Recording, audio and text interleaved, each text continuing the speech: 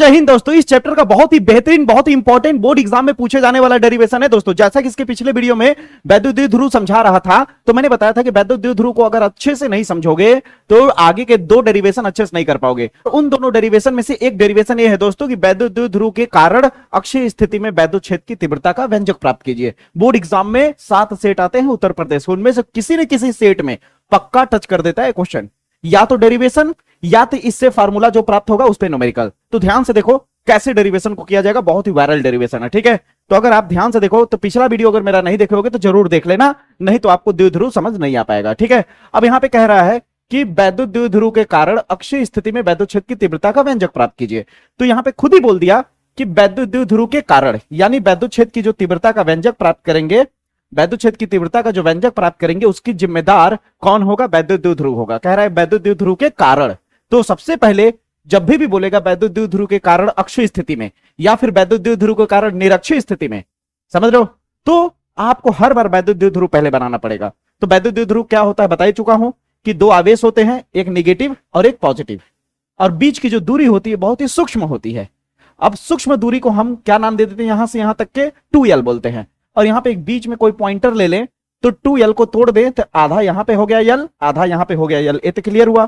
अब मैं आपको जो बता रहा हूं ध्यान से समझिए। अब वैद्युत द्विध्रुव के कारण किसी अक्षीय स्थिति में, अक्ष का मतलब क्या होता है? जैसे देखो मैं समझाता हूं, आराम से समझना। जैसे ये जो लाइन है, मेरी उंगली को देखो, इस लाइन के सीध में ही किसी पॉइंट पे अगर तुम वैद्युत क्षेत्र की तीव्रता प्राप्त करना चाहते हो तो उसे कहते हैं अक्षीय स्थिति। फिर से रिपीट कर रहा हूं, ये जो लाइन जा रही है, इस लाइन के सीध में ही किसी बिंदु पे अगर तुम वैद्युत क्षेत्र की तीव्रता प्राप्त करना चाहते हो तो उसे अक्षीय स्थिति। लेकिन अगर इस सीध में न जाकर के ये जो तुम्हारा -q + q जो है, अब यहां से एक सीधी लाइन जा रही है, दिख रहा है? तो इसी के सीध में अगर कहीं तुम वैद्युत क्षेत्र की तीव्रता अगर निकालना चाहते हो तो उसे बोलते हैं अक्षीय स्थिति में निकाल रहे हो। और अगर यहीं पे ये जो तुम्हारा -q, पहले फील करो, ठीक ना, औरों की तरह रटो मत, नहीं तो रटाने वाले बहुत है दुनिया में, ठीक है ना। ये देखो अभी जो बनाया मैंने, क्या वैद्युत द्विध्रुव है। अगर मैं इसके किसी दूर पे सीधे में जाके अगर मैं ई ना निकालूं, हम ना निकाले, हम इस पॉइंटर जो O है इसके सीध में ऊपर किसी पॉइंट पे अगर वैद्युत क्षेत्र की तीव्रता निकाले तो इसे बोलते हैं निरक्षीय। निरक्षीय का मतलब अक्ष पे नहीं है। अक्ष किसे कहते हैं? इस लाइन के सीध में अगर किसी पॉइंट पे तुम लोगे तो अक्षीय होगा, और अगर इसके सीध में ना जाके ऊपर किसी पॉइंट पे ले लिए तो उसे बोलते हैं निरक्षीय। समझ आई मेरी बातें? तो हम मान लेते हैं यहां से इतनी दूरी पे, यहां से यहां तक, इस पॉइंट पे, किस पॉइंट पे भैया? इस पॉइंट पे, यानी इस पॉइंट का क्या नाम दे दे? P नाम दे देते हैं। इस पॉइंट का क्या नाम दे देते दोस्तों? P नाम दे देते हैं। इस P पॉइंट पे हमें क्या चेक करना है? वैद्युत क्षेत्र की तीव्रता, यानी हमें टोटल वैद्युत क्षेत्र की तीव्रता कितनी होगी ये बतानी है।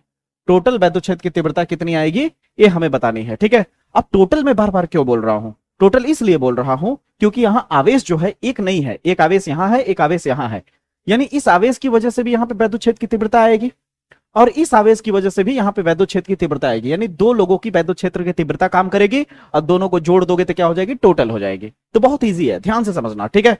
तो सबसे पहले इसकी व्यवस्था कर लेते हैं। जब भी आप किसी बिंदु पे चेक करना चाहते हो, और ये जो बीच वाला सेंटर वाला पॉइंट मैं लिया हूं उसे O नाम दे देते हैं। क्या नाम दे देते हैं? O। और यहां से इस O वाले पॉइंट से जो दूरी होगी P की, इस O से P की दूरी हमेशा R रखोगे, चाहे वो अक्षीय स्थिति हो या फिर निरक्षीय स्थिति हो, ठीक है। ये R दूरी हो गया। अब आपको जो मजे की चीज दिखाता हूं मैं, अब मजे की चीज देखो कि इस +q आवेश से, इस +q आवेश से, +q आवेश से अगर P की दूरी देखी जाए तो क्या होगी? लगाओ दिमाग, बताओ क्या होनी चाहिए। यहां से लेके यहां तक की दूरी क्या होगी? बहुत ही नॉर्मल बंदा भी बता देगा कितनी होगी, मैं बताता हूं कितनी होगी। यहां से यहां तक कितना है? R है, हाँ या ना? Small r। यहां से यहां तक की दूरी कितनी है? Small r। और ये दूरी कितनी है? Small l।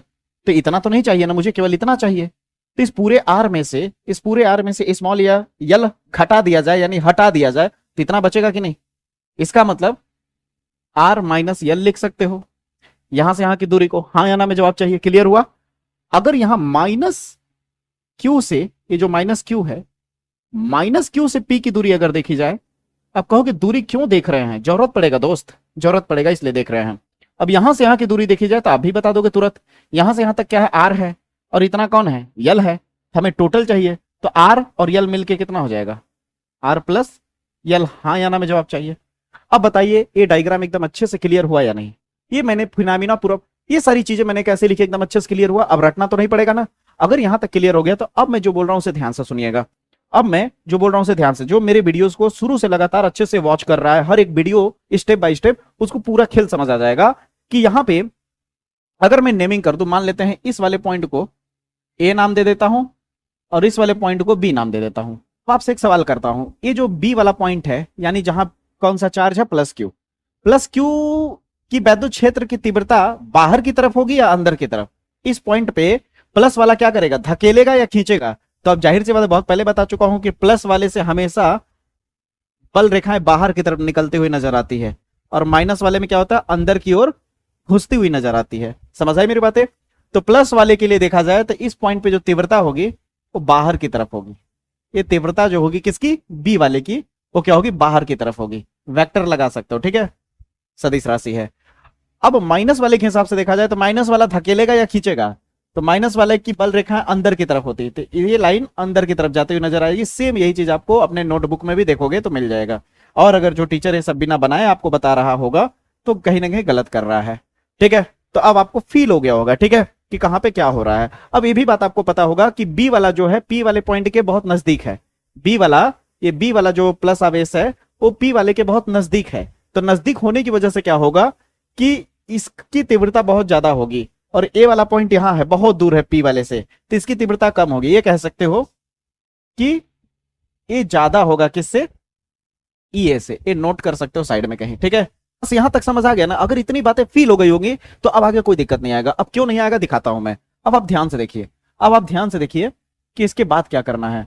अब हम आगे क्या करेंगे कि एक बार प्लस क्यू आवेश की वजह से बिंदु पी पर जो वैद्युत क्षेत्र की तीव्रता है उसका सूत्र लिखेंगे, और एक बार माइनस क्यू आवेश की वजह से बिंदु पी पर जो उत्पन्न हुआ वैद्युत क्षेत्र की तीव्रता है उसका फार्मूला लिखेंगे, फिर दोनों को जोड़ देंगे। समझ रहे हो? तो ध्यान से देखो, हो जाएगा आंसर। जोड़ने के बाद हल कर दोगे, आंसर हो जाएगा। बताओ, यहां पे अगर नोटिस किए होगे तो मैं कराने से ज्यादा अभी समझाने पे ज्यादा फोकस किया, ताकि तुम्हारे दिमाग में नसों में फिट हो जाए, ताकि इसे रटने की जरूरत ना पड़े। अब देखो ध्यान से, अब हम स्टार्ट कर रहे हैं। तो हम क्या करते हैं, प्लस क्यू वाले को पहले ले लेते हैं, ठीक है। तो लिखेंगे प्लस क्यू आवेश के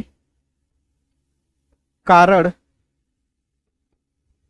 बिंदु पी पर वैद्युत क्षेत्र की तीव्रता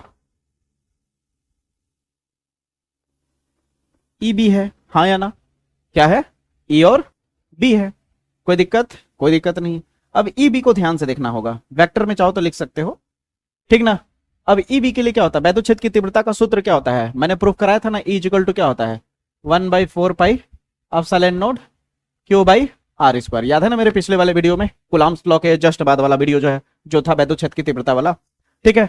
अब यहाँ पे ध्यान से देखो, तो ई बी के लिए क्या हो जाएगा, यहाँ पे इसके लिए क्या हो जाएगा, 1/4 पाई एप्सिलॉन नॉट क्यू बटा आर स्क्वायर। आर क्या होता है, दूरी होता है। तो क्यू से पी की दूरी कितनी है, यहां से यहां की दूरी कितनी है, क्या आर लिखूं या आर माइनस यल लिखूं? तो जाहिर सी बात है आर माइनस यल लिखूंगा दूरी की जगह पे, तो आर माइनस यल का क्या हो जाएगा, स्क्वायर हो जाएगा। क्लियर हुआ? यहाँ पे स्क्वायर क्यों हुआ, क्योंकि स्क्वायर है। अब इसे नाम दे दो समीकरण नंबर 1 का। कोई दिक्कत? कोई दिक्कत नहीं, वेक्टर लगा सकते हो, ठीक है भैया। अब उसी तरह जैसे प्लस क्यू का क्यू हो उसी तरह माइनस क्यू का, माइनस क्यू आवेश के कारण बिंदु पी पर वैद्युत क्षेत्र की तीव्रता। अब यहां के हिसाब से देखा जाए तो वैद्युत क्षेत्र की तीव्रता क्या होगा, ई ए होगा, क्योंकि माइनस क्यू की वजह से जो वैद्युत क्षेत्र की तीव्रता है वो ई ए है, ठीक है। तो ई ए वेक्टर बराबर क्या हो जाएगा, 1/4 पाई एप्सिलॉन नॉट क्यू बटे आर प्लस यल का स्क्वायर। क्यों लिखा मैंने, क्योंकि माइनस क्यू से पी की दूरी कितनी है, आर प्लस यल है, इसलिए मैंने ऐसा लिखा, ठीक है। इसे नाम दे देंगे समीकरण नंबर 2 का। मन में अगर आपको चल रहा होगा कि यहाँ प्लस है यहाँ माइनस है, तो यहाँ प्लस और यहाँ क्यू की जगह माइनस होना चाहिए, नहीं, यहाँ पे चिन्ह का कोई लेना देना नहीं है, क्योंकि हम वेक्टर यूज कर रहे हैं, कोई जरूरत नहीं है, ठीक है। अब यहां तक जब हो जाएगा तो इसके बाद क्या करोगे, कुल क्षेत्र निकालोगे, क्योंकि हमें बिंदु P पर जो टोटल वैद्युत क्षेत्र है वो निकालना है ना। तो कुल वैद्युत क्षेत्र जो होगा भैया, तो बिंदु P पर कुल वैद्युत क्षेत्र क्या होगा? कुल वैद्युत क्षेत्र को हम ई नाम दे देते हैं। क्या नाम दे देते हैं? E vector. क्या बोल देते हैं? ई वेक्टर बोल देते हैं। अब आप जरा सोच के देखो, वेक्टर थोड़ी सी 11th में आपने पढ़ी होगी, तो ये बात आपको बताया गया कि अगर एक उधर की तरफ कोई काम कर रहा हो, उधर की तरफ कोई खींच रहा हो और एक इधर खींच रहा हो, तो जोड़ने की बजाय घटा दिया जाता है। जोड़ने की बजाय क्या कर दिया जाता है? विपरीत अगर रहेगा ऐसे, तो जोड़ने की बजाय घटा दिया जाएगा। समझ रहे हो? तो ज्यादा में से कम को हमेशा घटाया जाएगा। तो ज्यादा कौन है? ए वाला है। कैसे ज्यादा है ये भी बता दिया मैंने, क्योंकि ये वैद्युत क्षेत्र की तीव्रता का मान इसलिए ज्यादा होगा क्योंकि पी वाले के पास ए वैल्यू बहुत नजदीक है। तो जितना ज्यादा नजदीक होगा वैद्युत क्षेत्र की तीव्रता उतना ही ज्यादा होगी। तो क्या करेंगे हम? यहाँ जोड़ने के बजाय घटा देंगे। भला ही लिख रहे हैं टोटल, लेकिन जोड़ने के बजाय घटा देंगे। ई बी में से ई ए वेक्टर को घटा दिया जाएगा। ठीक है, तो अब घटाते दौरान क्या करेंगे? ई बी का वैल्यू रख देंगे। कितना है? 1/4 पाई क्यू बटा आर माइनस यल का स्क्वायर, और माइनस यहाँ पे क्या हो जाएगा? 1/4 पाई क्यू बटा आर प्लस यल का स्क्वायर। कोई दिक्कत? कोई दिक्कत नहीं, बस 4 लाइन और है तो खत्म हो जाएगा डेरिवेशन। ठीक है, एकदम इजीली कर रहा हूँ, कहीं कंफ्यूज नहीं कर रहा हूँ आपको। अब यहाँ इनमें और इनमें जो कॉमन हो रहा है कॉमन ले लीजिए। देखिए 1/4 पाई दोनों में है, तो हम क्या कर रहे हैं? बाहर कॉमन ले रहे हैं। ठीक है, तो 1/4 पाई कॉमन, यहाँ भी क्यू है, यहाँ भी ऊपर में क्यू है, तो क्यू भी इंटू में कॉमन ले रहे हैं हम। अब हमारे पास अंदर में क्या बचा? ऊपर में कुछ नहीं बचा तो 1, और नीचे में केवल आर माइनस यल का स्क्वायर बचा। फिर माइनस, ऊपर में कुछ नहीं बचा तो 1, और नीचे में क्या बचा? आर प्लस यल का स्क्वायर बचा। बताइए यहाँ तक क्लियर हुआ? कोई दिक्कत नहीं?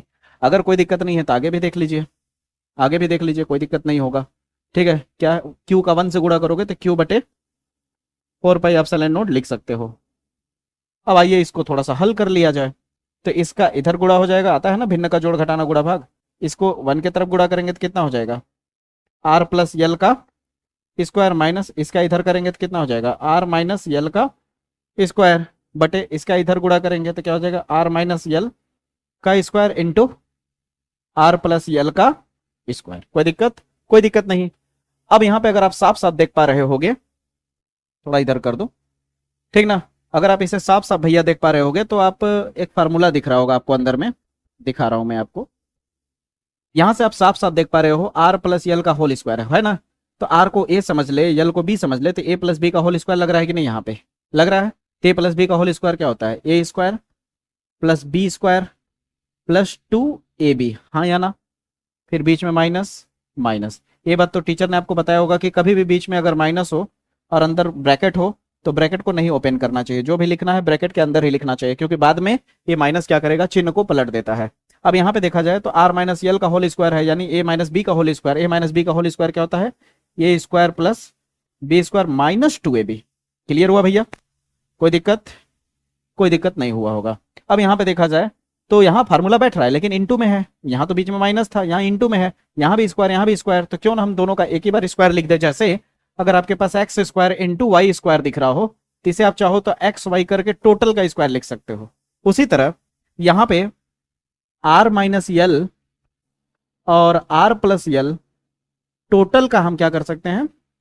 स्क्वायर कर सकते हैं। कोई दिक्कत? कोई दिक्कत नहीं।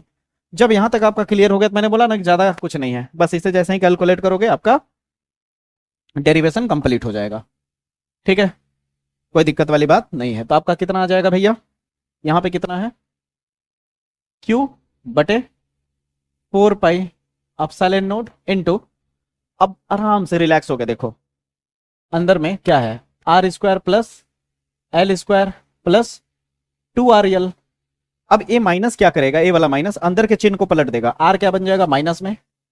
यल स्क्वायर प्लस में है तो क्या हो जाएगा? माइनस में। और ये 2rl माइनस में है तो किस में हो जाएगा? प्लस में हो जाएगा। क्लियर हुआ? कोई दिक्कत नहीं। अब नीचे का देखा जाए तो इस स्क्वायर को अभी थोड़ी देर के लिए छोड़ो, अंदर में देखो आर माइनस यल एक ब्रैकेट में दिख रहा है और आर प्लस यल एक ब्रैकेट में दिख रहा है। ये फार्मूला आपको याद होगा, ए स्क्वायर माइनस बी स्क्वायर का फार्मूला आपको पता होगा। एक ब्रैकेट में ए प्लस बी होता है और एक ब्रैकेट में ए माइनस बी होता है कि नहीं? तो यहां पे अगर देखा जाए तो ए स्क्वायर माइनस बी स्क्वायर का फार्मूला लग रहा है, यानी आर माइनस यल और आर प्लस यल है।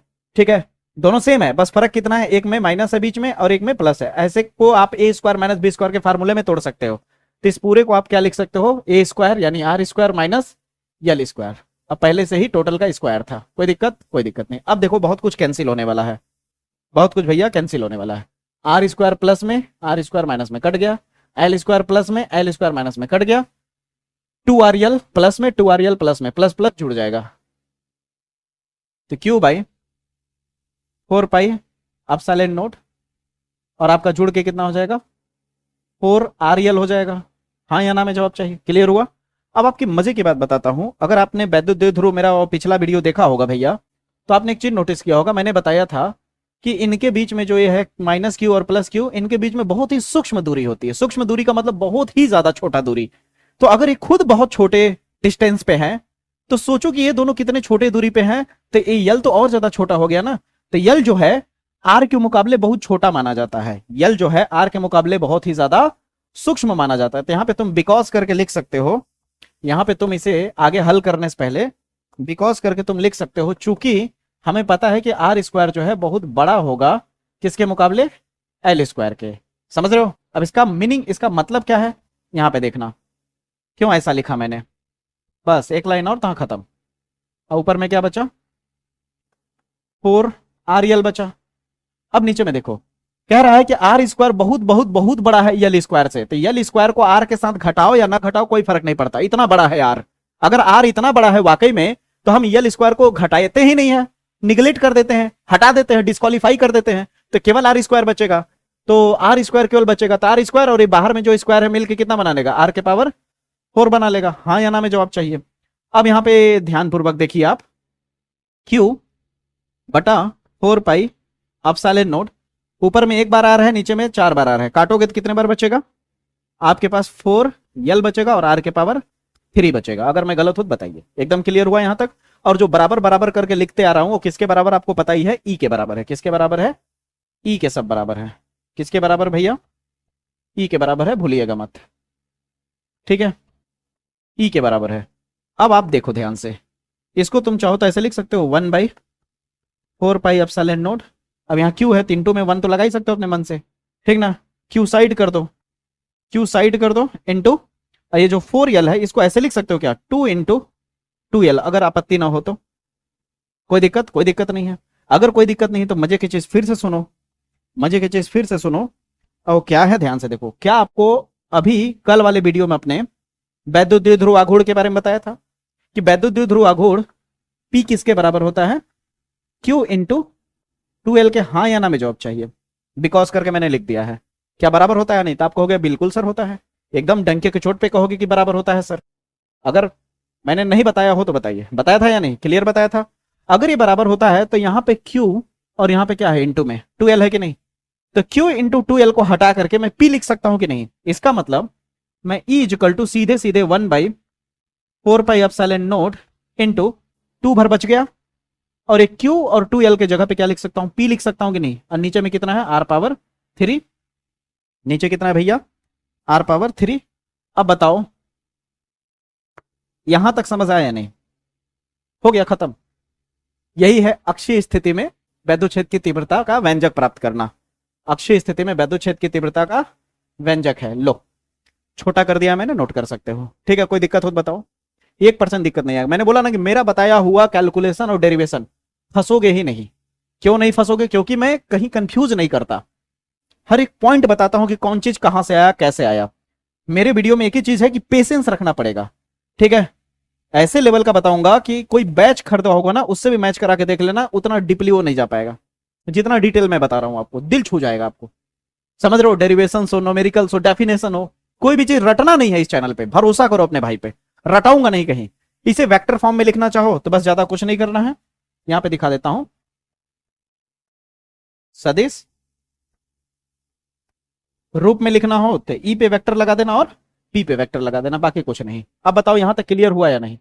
अगर ईमानदारी से बताओ यहां तक क्लियर है तो समझ आया, क्लियर हुआ। अब दोस्तों यहां तक अगर अच्छे से क्लियर हो गया तो इसे अच्छे से प्रैक्टिस करिएगा, ठीक है। अगले वीडियो में हम लोग निरक्षीय स्थिति को कंप्लीट करेंगे। जय हिंद।